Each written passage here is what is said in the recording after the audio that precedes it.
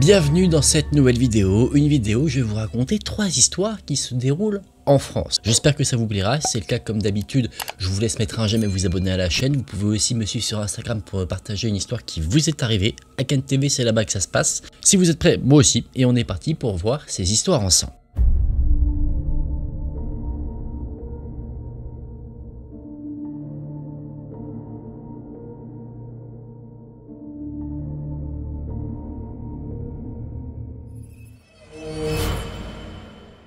Cette première histoire sera celle de Thibaut. Au moment des faits, il était âgé de 14 ans et vivait dans un village tranquille, entouré de champs avec ses parents, sa sœur et leur chienne. Il vivait dans une maison plutôt simple, paisible, en tout cas en apparence. Nous sommes aux vacances de juillet, les fameuses vacances d'été. En plein après-midi, Thibaut, comme souvent, traînait sur un vieil ordinateur portable. Il visitait plein de sites, il était très curieux, c'est-à-dire que c'était des sites parfois interdits au moins de 18 ans, des sites un peu douteux. Il se méfiait pas trop des sites sur lesquels il pouvait tomber, jusqu'à un moment où quelque chose est arrivé. L'écran de son ordinateur s'est éteint brutalement. Ensuite, il a redémarré, donc d'abord Thibaut s'est dit qu'il avait peut-être juste un simple bug, mais au redémarrage, l'écran était bleu, avec dessus un message qui était apparemment envoyé par la police. Sur ce message, il y avait marqué que Thibaut devait payer une sorte d'amende de 300 €, et ça par carte bancaire. Il avait apparemment un délai de 15 jours pour le faire, et s'il ne payait pas, il pouvait être victime, si on peut dire ça comme ça, de poursuites judiciaires. Thibaut,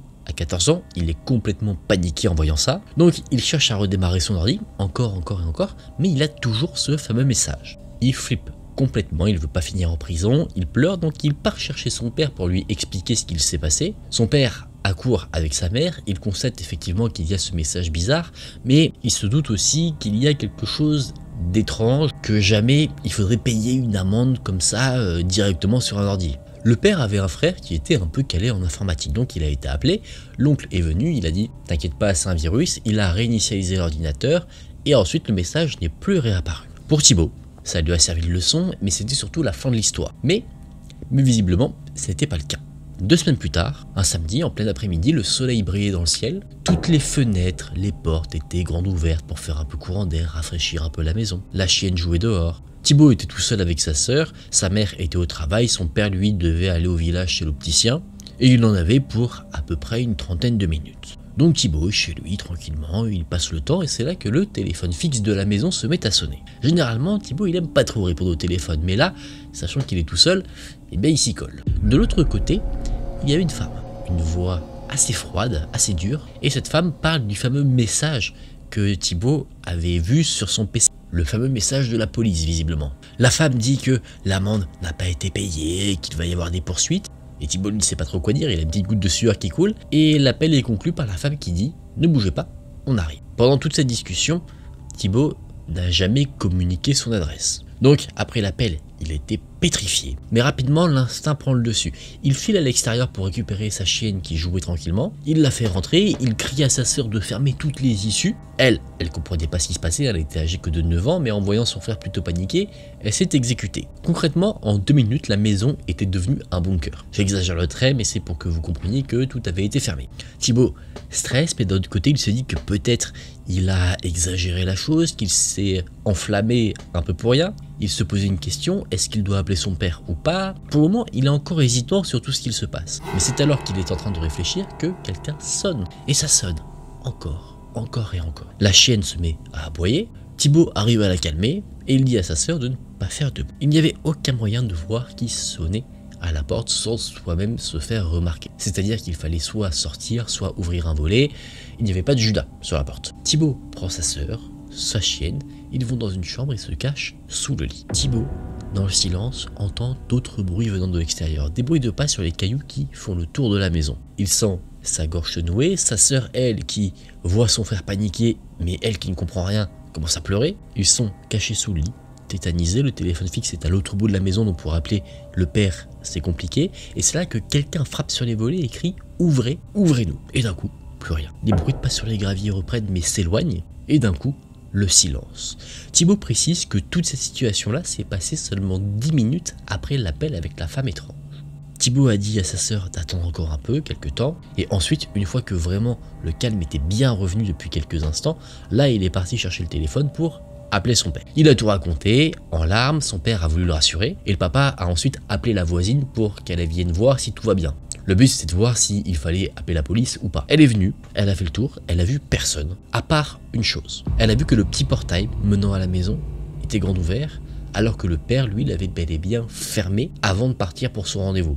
Donc quand la voisine a rappelé en disant ce détail-là, là le père est rentré à toute vitesse. Il a essayé de mener un peu sa petite enquête. Malheureusement, le numéro qui avait appelé était un numéro masqué, bien sûr. Mais depuis, il ne s'est plus rien passé. Le père n'en a pas parlé à ses enfants. Est-ce qu'il a fait quelque chose de son côté? Il a découvert des choses, mais il n'a pas voulu le dire à ses enfants pour pas les inquiéter. On ne sait pas. Mais Benjamin, lui, quoi qu'il en soit, derrière, ça lui a laissé des séquelles parce que pendant quelques temps, il ne pouvait plus rester seul chez lui, tellement cette situation lui avait fait peur. La grande question, c'est qui étaient ces personnes? Est-ce que chaque élément de l'histoire avait des liens comme ça?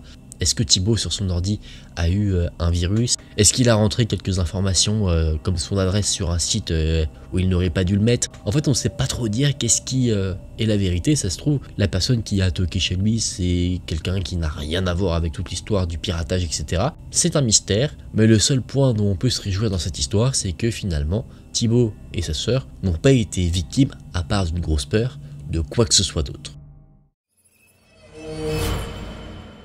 Dans cette histoire, nous allons voir l'histoire de Lila qui avait 16 ans au moment des faits. Elle vivait dans un petit village tranquille, bordé de forêts, de sentiers qu'elle connaissait par cœur. Avec une amie, elle avait pris pour habitude de se promener, surtout l'été, dans la nature. Elle s'allongeait dans les champs, elle pique-niquait. Vraiment, elle se faisait plaisir. Lila nous dit que le chemin, généralement pour se rendre en forêt, était un chemin qui était assez fréquenté. Il y avait souvent du monde, ce n'était pas les seuls à avoir cette bonne idée de se balader en pleine nature. Et donc, ce fameux jour, elles ont croisé une famille, des enfants, un couple de randonneurs et un homme. Un homme qui se tenait seul au bord du sentier, qui était grand, brun, qui était là tranquillement peut-être aussi à profiter de la nature.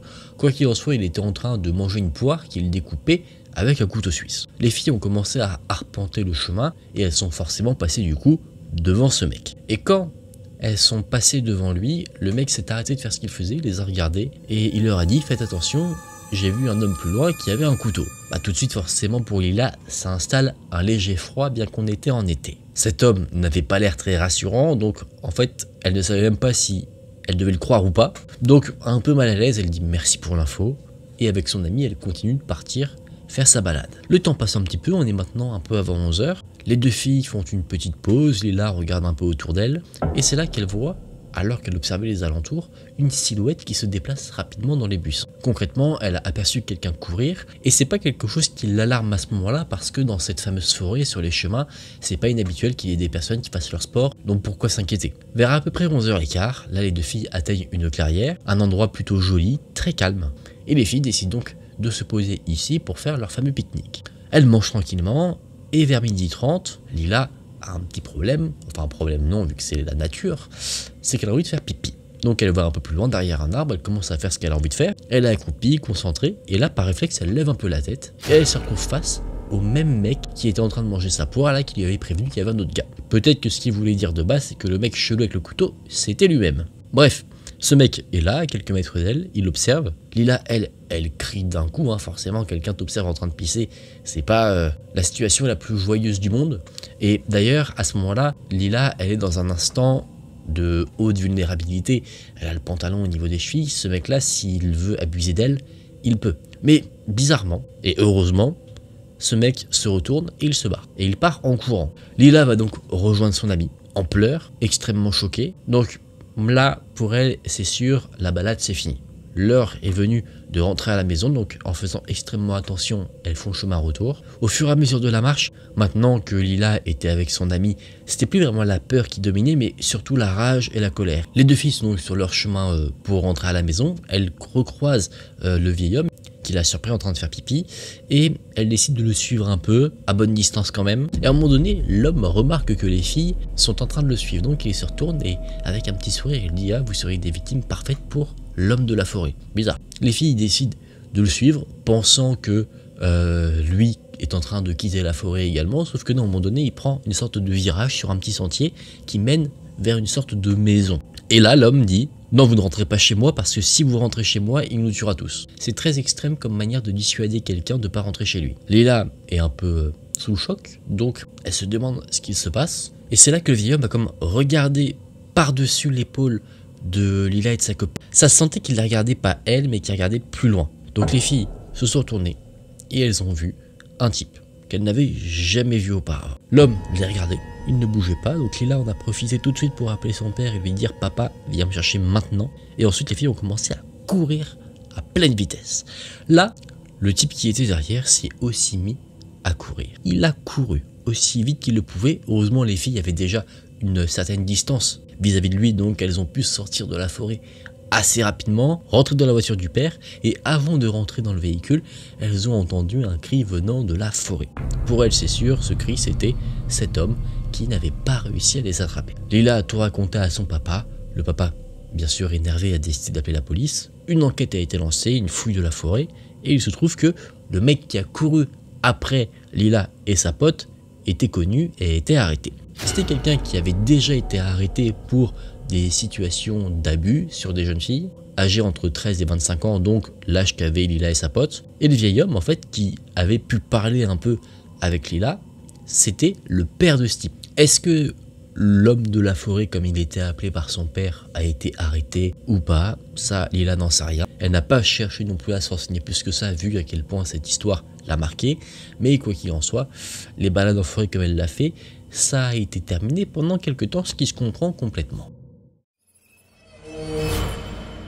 Dans cette nouvelle histoire, on va voir le témoignage de Marie, qui était âgée de 17 ans. Nous sommes en juillet 2020, et un jour, vers 10 h du matin, Marie s'est levée, et elle avait prévu un petit programme, c'était de rester un peu au lit encore. Elle s'est dit qu'elle allait traîner une petite heure, et elle avait les yeux rivés sur le plafond. Elle profitait du calme de l'été, ce qui se comprend, mais à un moment donné, elle a été sortie du lit par quelque chose d'incongru.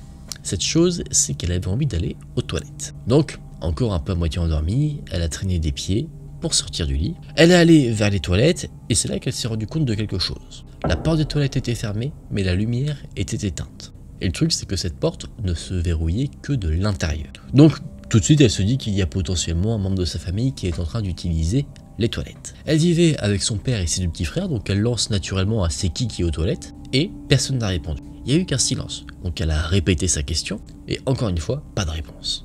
C'est là qu'elle commence à s'inquiéter. Alors, elle est partie voir un de ses petits frères pour demander qui était en gros à la maison, et le petit frère a dit que l'autre frère et le père étaient partis courir, et donc il n'y a que Marie et lui qui sont là. Alors tout de suite, tout fait sens dans la tête de Marie. Il y a quelqu'un qui n'est pas censé être là, dans les toilettes de la maison. Elle dit donc à son petit frère, en chuchotant, prends ton pistolet à billes et ne fais pas de bruit. Il y a quelqu'un dans la maison. Il se trouve que la chambre où les enfants se trouvaient était à l'étage de la maison et pour descendre, il fallait passer devant les fameuses toilettes. Donc très lentement, en prenant beaucoup de précautions, Marie et son petit frère sont descendus en silence. Et juste avant de prendre les escaliers, là, Marie a crié à l'attention de la personne dans les toilettes qu'elle avait appelé la police. Et là, tout de suite, elle a entendu du bruit. Quelqu'un qui commençait à gémir dans les toilettes. Ensuite, elle a pris son frère et elle a couru. Et ils se sont barricadés dans le bureau du papa, qui était lui au rez-de-chaussée. Le petit frère était pas bien du tout parce que lui, il était tranquillement dans son lit et on le sort pour faire une course-poursuite avec un mec qui s'est introduit dans sa maison. Du coup, il est pas bien du tout. Il a les yeux qui commencent à pleurer. Marie essaie de le rassurer. Elle essaye d'appeler son père. Son père, au début, ne décroche pas forcément s'il est en train de courir. Il avait peut-être pas le téléphone tout de suite, mais finalement, il décroche. Marie explique absolument tout. Le père dit qu'il va appeler la police et que lui, étant en train de courir et qu'il a une certaine distance, il pourrait être là dans 20 minutes. Ces 20 minutes ont duré extrêmement longtemps. Marie dit que c'était probablement les plus longues minutes de sa vie. Elle a entendu des bruits de pas venant de l'étage. Et au bout du temps d'attente, le père et l'autre frère sont entrés à la maison. Les deux enfants cachés ont pu retrouver leur père, assez heureux évidemment. Le père lui a pris un couteau, il est allé voir direct à l'étage. Et là, surprise, la porte des toilettes était grande ouverte, mais la maison était vide. Il n'y avait aucun signe de cet intrus, aucune trace. Et il se trouve que c'est un peu plus tard, pas des jours plus tard, mais la même journée, que là, des explications ont réussi à trouver leur place. C'est-à-dire que cet intrus avait réussi à rentrer dans la maison par la fenêtre de la chambre du père qui avait été laissée entrouverte, et il était probablement reparti par là où il était entré. Plus de peur que de mal dans cette histoire, heureusement. La police qui est venue n'a pas pu faire grand-chose, ils ont enquêté comme ils l'ont pu, mais cet homme était parti comme il est arrivé, comme un coup de vent extrêmement rapidement, ne laissant rien vraiment derrière lui, sauf peut-être une énorme trace de pneu dans les toilettes. Ça on sait pas, il n'y a pas le détail.